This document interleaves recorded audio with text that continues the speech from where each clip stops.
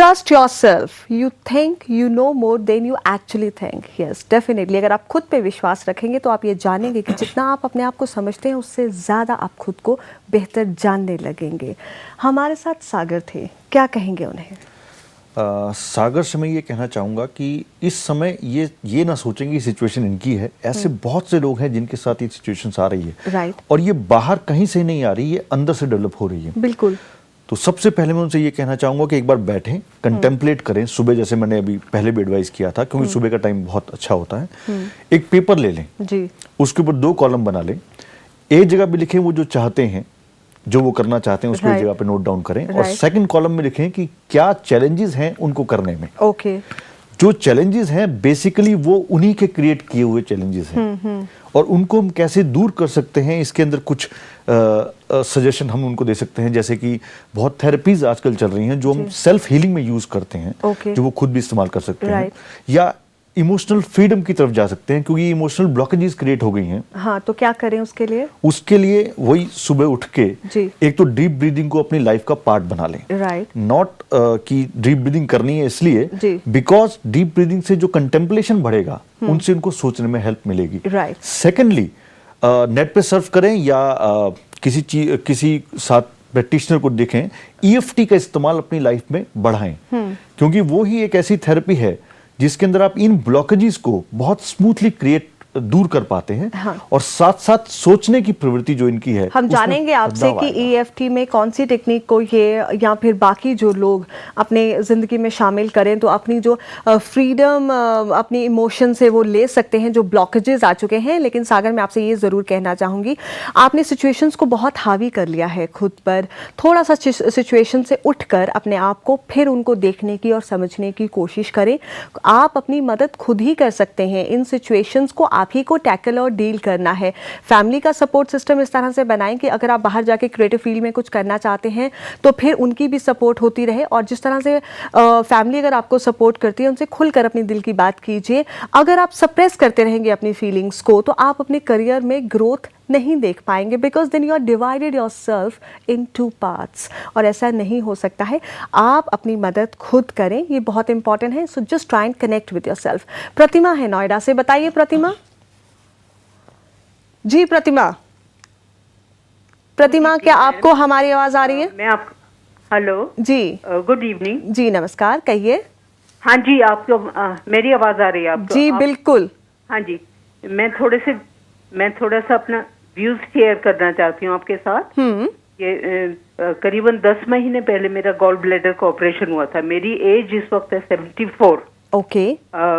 उस वक्त मैं बिल्कुल टोटली बेड रिडन हो गई थी and I could not even move out without any help. और करीबन 2 महीने मैं ऐसी पोजीशन में रही। और उसके बाद धीरे धीरे मैंने पिकअप किया and I thought it was best to be self reliant. आत्मनिर्भर होके इंसान घर वालों के ऊपर बर्डन नहीं कम से कम बन सकता। जी। हालांकि मेरा बेटा और डॉटर इन लॉ बहुत मेरी अच्छी तरह सेवा कर रहे थे। लेकिन मैंने ये सोचा, अपने मन में ऐसा सोचा कि अपना काम जितना इंसान खुद कर सके उससे बेहतर कुछ हम अपनी फैमिली के लिए हेल्प नहीं कर सकते।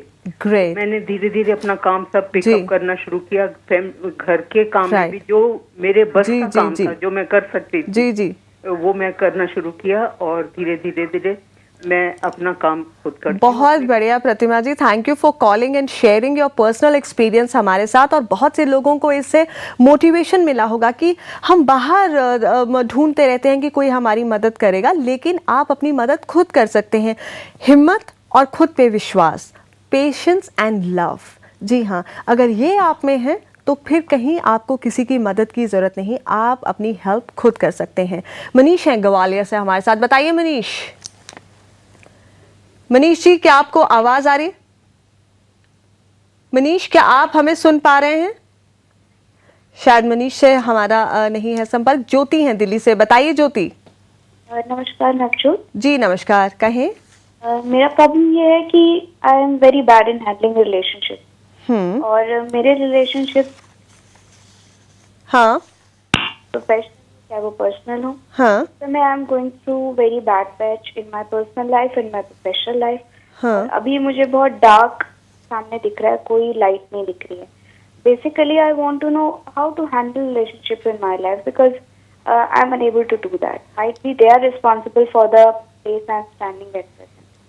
ज्योति, मैं आपसे ये जानना चाहूंगी, कहीं ऐसा तो नहीं है कि प्रोफेशनल करियर में अगर आप में प्रॉब्लम आ रही है तो वो चीज़ आप अपने पर्सनल रिलेशनशिप्स में लेकर आ रही हैं? नहीं, वो अलग है और मेरी पर्सनल लाइफ भी थोड़ी सी डिस्टर्ब है आफ्टर माय मैरिज। हाँ। वो अलग है। बेसिकली इस वक्त कोइंसिडेंटली दोनों चीजें एक साथ हो गई।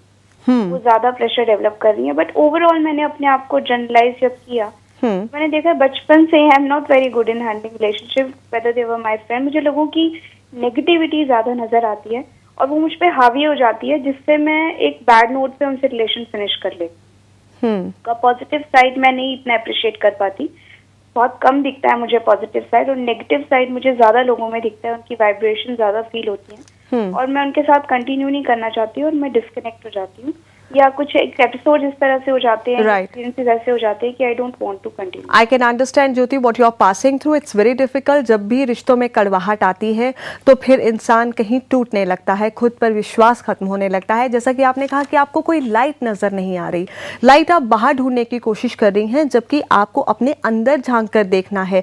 दरअसल हम दूसरों में वही देखते हैं जो हमारे अंदर है। हमारे अंदर से अगर नेगेटिविटी निकलती है तो फिर वो बाहर भी नेगेटिविटी को अट्रैक्ट करती है। अगर आप पॉजिटिविटी से देखेंगी तो पॉजिटिव जो रिलेशनशिप्स हैं वो अट्रैक्ट होंगे। You need to affirm yourself daily and say this, that I attract healthy relationships in my life, I am successful। ये तो है आपकी सोच की बात।